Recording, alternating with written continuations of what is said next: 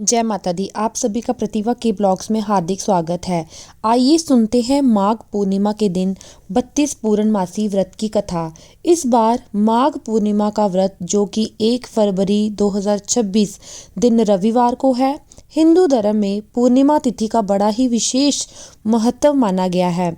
पूर्णिमा तिथि के दिन गंगा स्नान करना, दान पुण्यों के कार्य करने का, 32 पूर्णमासी व्रत धारण करने का, भगवान सत्यनारायण की पूजन का, भगवान विष्णु पूजन का, भगवान शिव जी के पूजन का, साथ ही गंगा स्नान, दीपदान आदि का विशेष महत्व माना गया है।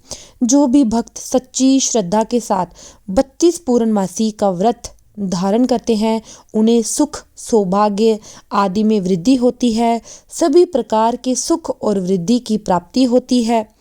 माघ मास की पूर्णिमा तिथि प्रारंभ समय 1 फरवरी 2026 दिन रविवार सुबह 5:52 और पूर्णिमा तिथि की जो समाप्ति है वो 2 फरवरी 2026 दिन सोमवार सुबह 3:41 पूर्णिमा तिथि की समाप्ति है। तो चंद्रोदय व्यापनी के अनुसार और सूर्योदय व्यापनी के भी अनुसार इस बार पूर्णिमा का व्रत या स्नान दान की पूर्णिमा सभी 1 फरवरी 2026 दिन रविवार को है। 1 फरवरी को ब्रह्म मुहूर्त का समय सुबह 5:33 से 6:33 तक रहेगा। सूर्योदय का समय सुबह 6:41 और सूर्यास्त शाम 5:42 होगा। राहु काल का समय शाम 4:19 से शाम 5:42 तक होगा। प्रातःकाल पूजा का शुभ मुहूर्त सुबह 5:04 से 6:41, उसके बाद सुबह 8:03 से सुबह 9:26 तक। शाम को पूजा मुहूर्त का जो समय है वो है 5:42 से शाम 7:19 तक होगा। चंद्र दर्शन का समय शाम 7:10 तक होगा। नक्षत्र पुण्य होगा रात्रि 11:58 तक, उसके बाद अश्लेषा नक्षत्र होगा। योग प्रीति होगा सुबह 10:18 तक, उसके बाद आयुष्मान योग होगा। 32 पूर्णमासी के व्रत में दिन भर उपवास रहते हुए शाम को चंद्रोदय के समय में चंद्र देवता को अर्घ्य प्रदान करने के बाद ये व्रत पूर्ण माना जाता है। आइए सुनते हैं माघ पूर्णिमा के दिन 32 पूर्णमासी व्रत की कथा। तो बोलिए प्रेम से भगवान भोलेनाथ की जय, माता पार्वती की जय, भगवान विष्णु की जय, माता लक्ष्मी की जय, सर्व देवी देवता की जय। बहुत समय पहले की बात है। एक बार मैया यशोदा ने भगवान कृष्ण से पूछा कि हे कृष्ण, तुम सारे संसार के उत्पन्न करता, पोषक तथा उसके संहार करता हो। आज कोई ऐसा व्रत मुझे कहो जिसके करने से मृत्यु लोक में स्त्रियों को विधवा होने का भय ना रहे, तथा ये व्रत सभी मनुष्यों की मनोकामनाएं पूर्ण करने वाला हो। तब भगवान श्री कृष्ण कहने लगे, हे माता, आपने बड़ा ही सुंदर प्रश्न किया है। मैं आपसे ऐसे ही व्रत को सविस्तार कहूँगा। सौभाग्य की प्राप्ति के लिए स्त्रियों को 32 पूर्णमासियों का व्रत धारण करना चाहिए। इस व्रत के करने से स्त्रियों को सौभाग्य संपत्ति मिलती है। यह व्रत अचल सौभाग्य को देने वाली एवं भगवान शिव के प्रति मनुष्य मात्र की भक्ति को बढ़ाने वाला है। यशोदा माता ने कहा, हे कृष्ण, सर्वप्रथम इस मृत्यु को मृत्यु लोक में किसने किया था, इसके विषय में मुझे सविस्तार कहो। भगवान श्री कृष्ण कहने लगे कि इस भूमंडल पर एक अत्यंत प्रसिद्ध राजा जो कि चंद्रहास नाम से पालित अनेक प्रकार के रत्नों से परिपूर्ण कातिका नाम की एक नगरी थी। वहां पर धनेश्वर नाम का एक ब्राह्मण रहता था और उसकी स्त्री अति सुशील रूपवती थी। दोनों ही उस नगर में बड़े ही प्रेम के साथ रहते थे। घर में धन धान्य आदि किसी भी वस्तु की कोई कमी नहीं थी। उनको एक बड़ा सा दुख था कि उनके पास उनकी कोई संतान नहीं थी। इस दुख से वह अत्यंत दुखी रहते थे। एक समय एक बड़ा तपस्वी योगी उस नगरी में आया। वो योगी उस ब्राह्मण के घर को छोड़कर अन्य सब घरों में भिक्षा लाकर भोजन किया करता था और रूपवती से वो भिक्षा नहीं लिया करता था। उस योगी ने एक दिन रूपवती से भिक्षा ना लेकर किसी अन्य घर से भिक्षा लेकर गंगा किनारे जाकर भिक्षान को प्रेम पूर्वक खा रहा था कि धनेश्वर ने योगी का ये सब कार्य किसी प्रकार से देख लिया। अपनी भिक्षा के अनादर से दुखी होकर धनेश्वर योगी से बोला कि हे महात्मन, आप सब घरों से भिक्षा लेते हैं परंतु मेरे घर की भिक्षा कभी भी नहीं लेते। इसका क्या कारण है? योगी ने कहा कि निसंतान के घर की भीख पतितों के अन्न के तुल्य होती है और जो पतितों का अन्न खाता है वह भी पतित हो जाता है। क्योंकि तुम निसंतान हो अतः पतित हो जाने के भय से मैं तुम्हारे घर की भिक्षा नहीं लेता हूँ।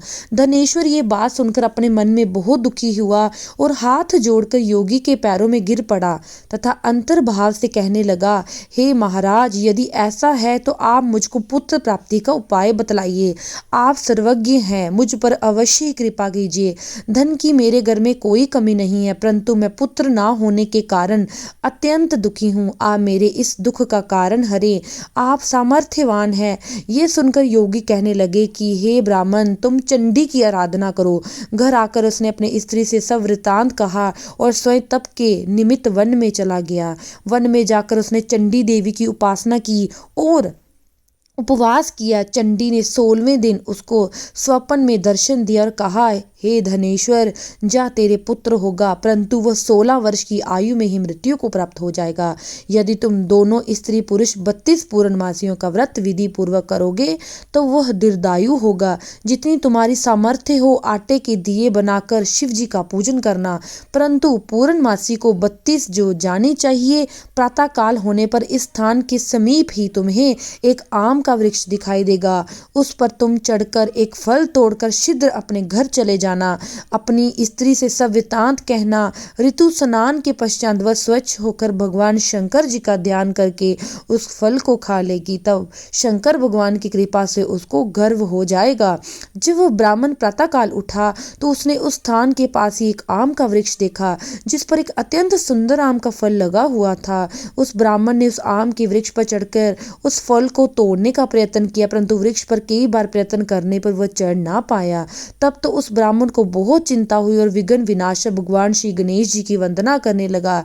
हे दयानिधि, अपने भक्तों को विघ्नों का आप नाश करने वाले हैं, उनके मंगल कार्यों को पूर्ण करने वाले हैं, दुष्टों का नाश करने वाले हैं, रिद्धि सिद्धि देने वाले, आप मुझ पर कृपा करके इतना बल दें कि मैं अपने मनोरथ को पूर्ण कर सकूं। इस प्रकार गणेश जी की प्रार्थना करने पर उनकी कृपा से धनेश्वर वृक्ष पर चढ़ गया और उसने एक अति सुंदर आम का फल देखा।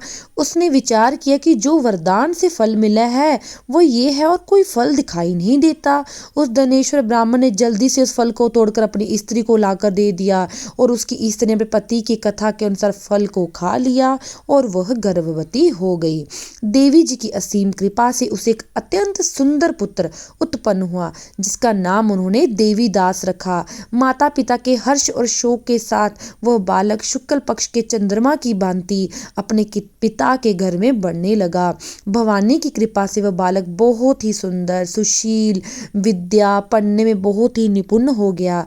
दुर्गा जी की आज्ञा अनुसार उसकी माता ने 32 पूर्णमासी का व्रत रखना प्रारंभ कर दिया जिससे उसका पुत्र बड़ी आयु वाला हो। 16वां वर्ष लगते ही देवीदास के माता पिता को बड़ी चिंता हो गई, कहीं उसके पुत्र की इस वर्ष मृत्यु ना हो जाए। इसलिए उन्होंने अपने मन में विचार किया कि यदि यह दुर्घटना उनके सामने हो गई तो वो कैसे सहन करेंगे।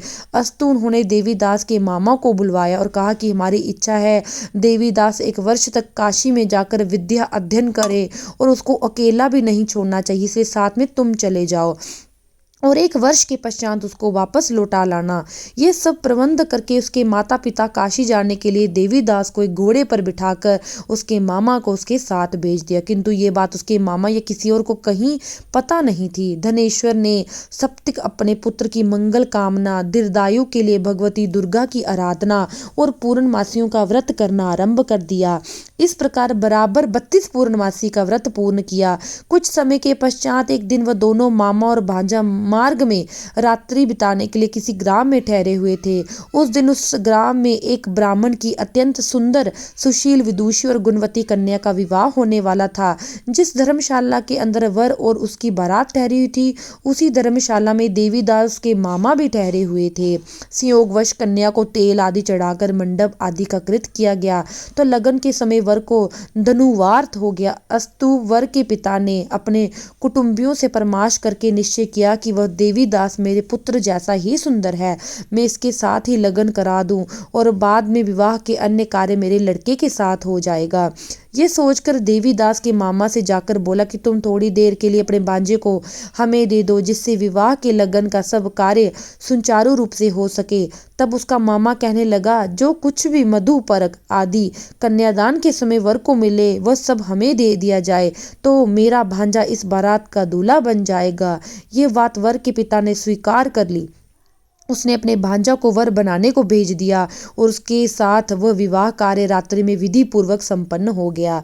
पत्नी के साथ वह भोजन ना कर सका और अपने मन में सोचने लगा, ना जाने यह कैसी स्त्री होगी। वह एकांत में इसी सोच में गर्म निश्वास छोड़ने लगा। तब उसकी आंखों में भी आंसू आ गए। तब वधु ने पूछा कि क्या बात है, आप इतने उदास व दुखी क्यों हो रहे। तब उसने सब बातें जो वर के पिता व उसके मामा में हुई थी उसको बतला दी। तब कन्या कहने लगी, यह ब्रह्म विवाह के विपरीत हो सकता है, कैसे हो सकता है। देव, ब्राह्मण और अग्नि के सामने मैंने आपको ही अपना पति बनाया है, इसलिए आप ही मेरे पति हैं। मैं आपकी पत्नी रहूंगी, किसी अन्य की कदापि नहीं। तब देवीदास ने कहा कि ऐसा मत करिए, क्योंकि मेरी आयु बहुत थोड़ी है, मेरे पश्चात आपकी क्या गति होगी। इस बातों को अच्छी तरह विचार लो। परंतु वह दृढ़ विचार वाली थी, बोली कि जो आपकी गति होगी वही मेरी गति होगी। हे स्वामी, आप उठिए और भोजन करिए, आप निश्चय ही भूखे होंगे। इसके बाद देवीदास और उसकी पत्नी दोनों ने भोजन किया तथा शेष रात्रि वे सोते रहे। प्रातःकाल देवीदास ने अपनी पत्नी को 3 नगों से जड़ी हुई एक अंगूठी दी, एक रुमाल दिया और बोला कि हे प्रिय, इसे ले लो और संकेत समझकर स्थिर हो जाओ। मेरा मरण और जीवन जानने के लिए एक पुष्प वाटिका बना लो, उसमें सुगंधि वाले एक नवम मल्लिका लगा लो, उसको प्रतिदिन जल से सिंचा करो और आनंद के साथ खेलो कूदो तथा उत्सव मनाओ। जिस समय और जिस दिन मेरा प्राणात होगा ये फूल सूख जाएगा और जब वह फिर हरे हो जाए तो ज्ञान लेना कि मैं जीवित हूँ। ये बात निश्चय करके समझ लेना, इसमें कोई संशय नहीं। ये समझाकर वह चला गया। प्रातःकाल होते ही वहां पर गाजे बाजे बजने लगे और जिस समय विवाह के कार्य समाप्त करने के लिए वर तथा सब बाराती मंडप में आए तो कन्या ने वर को भली प्रकार से देखकर अपने पिता से कहा, ये मेरा पति नहीं है, मेरा पति वही है जिसके साथ रात्रि में मेरा पानी ग्रहण हुआ था, इसके साथ में मेरा विवाह नहीं हुआ। यदि ये वही है तो बताए मैंने इसको क्या दिया। मधुपर्क और कन्यादान के समय जो मैंने भूषण आदि दिए थे उन्हें दिखाए तथा रात में मैंने क्या गुप्त बातें कही थी वो सुनाए। पिता ने उसके कथान अनुसार वर को बुलवाया। कन्या की ये बातें सुनकर वह कहने लगा, मैं कुछ नहीं जानता। इसके पश्चात लज्जित होकर वह अपना सा मुंह लेकर वहां से चला गया और सारी बारात अपमानित होकर वहां से लौट गई। भगवान श्री कृष्ण बोले, हे माता, इस प्रकार देवीदास काशी विद्या अध्ययन के लिए चला गया। जब कुछ समय बीत गया तो काल से पीड़ित होकर सर्परात्रि के समय उसको डसने के लिए वहां पर आया। उस विधर के प्रभाव से उसके शयन का स्थान चारों ओर से विष के ज्वाला से विषैली हो गई, परंतु वृतराज के प्रभाव से उसको काट नहीं पाया, क्योंकि पहले ही उसकी माता 32 पूर्णमासी का व्रत कर रखा था। इसके बाद मध्याह्न के समय स्वयं काल वहां पर आया और उसके शरीर से उसको प्राणों को निकालने का प्रयत्न करने लगा, जिससे वह मूर्छित होकर पृथ्वी पर गिर पड़ा। भगवान की कृपा से उस समय पार्वती जी के साथ भगवान शंकर जी वहां से आ गए। उसको मूर्छित दशा में देखकर माता पार्वती जी ने भगवान शंकर से प्रार्थना की, हे प्रभु, इस बालक की माता ने पहले ही 32 पूर्णमासी का व्रत किया था, जिसके प्रभाव से हे भगवान आप इसको प्राण दान दे। भगवती के कहने पर वक्त वत्सल भगवान श्री शिव जी ने उनको प्राण दान दे दिया। इस व्रत के प्रभाव से काल को पीछे हटना पड़ा और देवीदास स्वस्थ होकर बैठ गया। उधर इसकी स्त्री उसके काल की प्रतीक्षा किया करती थी। जब उसने देखा कि उस पुष्प वाटिका में पत्र पुष्प कुछ भी नहीं रहे तो उसको अत्यंत आश्चर्य हुआ और वह जैसे ही हरी भरी हो गई तो वह जान गई कि वह जीवित हो गया है। बोलिए भगवान शिव जी की जय, माता पार्वती की जय। यह देखकर वह बहुत प्रसन्न मन से अपने पिता से कहने लगी कि पिताजी, मेरे पति जीवित है, आप उनको ढूंढिए। जब 16वां वर्ष व्यतीत हो गया तो देवीदास भी अपने मामा के साथ काशी से चल दिया। इधर उसे उसके ससुर उसको ढूंढने के लिए अपने घर से जाने वाले थे। वो दोनों मामा भांजा वहीं पर उस समय आ गए। उनको आया देखकर उसका ससुर बड़ी ही प्रसन्नता के साथ अपने घर में उसे ले गया। नगर के निवासी वहां इकट्ठा हो गए और सबने निश्चय किया कि अवश्य ही इस बालक के साथ इस कन्या का विवाह हुआ था। उस बालक को जब कन्या ने देखा तो वो पहचान ली और कहा कि ये तो वही है जो संकेत करके गए थे। तदुपरांत सभी कहने लगी कि भला हुआ जो आ गया, और सब नगरवासी ने आनंद मनाया। कुछ दिन के बाद देवीदास अपनी पत्नी और मामा के साथ अपने ससुर के घर से बहुत सा उपहार आदि लेकर अपने घर के लिए प्रस्थान किया। जब अपने गांव के निकट आ गए तो कई लोगों ने उसको देखकर उसके माता पिता को पहले ही जाकर सारी खबर बता दी। तुम्हारा पुत्र देवीदास अपनी पत्नी और मामा के सहित आ रहा है। ऐसा समाचार सुनकर पहले तो उन्हें विश्वास नहीं हुआ, किंतु जब और लोगों ने भी आकर उनकी बातों का समर्थन किया तो उनको बड़ा आश्चर्य हुआ। लेकिन थोड़ी देर में ही देवीदास ने आकर अपने माता पिता के चरणों पर अपना सिर रखकर उन्हें प्रणाम किया। उनकी पत्नी ने अपने सास व ससुर के चरणों को स्पर्श किया तो माता पिता ने अपने पुत्र और पुत्रवधू को अपने हृदय से लगा लिया। दोनों की आंखों में प्रेम अश्रु बहने लगे। अपने पुत्र और पुत्रवधू के आने की खुशी में धनेश्वर ने बड़ी भारी उत्सव किया और ब्राह्मणों को बहुत सी दान और दक्षिणा देकर ब्राह्मणों को संतुष्ट व उन्हें प्रसन्न किया। भगवान श्री कृष्ण जी कहने लगे, इस प्रकार धनेश्वर 32 पूर्णमासियों के व्रत के प्रभाव से पुत्रवान हो गया। जो भी स्त्रियां इस व्रत को करती हैं वे जन्म जन्मांतर में वैधव्य का दुख नहीं भोगती और सदैव सौभाग्यवती रहती हैं। ये मेरा वचन है, इसमें कोई भी संदेह नहीं। ये व्रत पुत्र पौत्रों को देने वाला, संपूर्ण मनोकामनाओं को पूर्ण करने वाला है। 32 पूर्णमासियों के व्रत करने से व्रत की सभी इच्छाएं भगवान शिव जी की कृपा से पूर्ण हो जाती है। तब बोलिए भगवान विष्णु की जय, माता लक्ष्मी की जय, भगवान भोलेनाथ की जय, माता पार्वती की जय, सर्व देवी देवताओं की जय। मैं आशा करती हूँ कि आपको ये जानकारी अच्छी लगी होगी। अगर आपको ये जानकारी अच्छी लगती है तो मेरे चैनल को लाइक शेयर एंड सब्सक्राइब करें और कमेंट में हर हर महादेव जरूर लिखिए। धन्यवाद।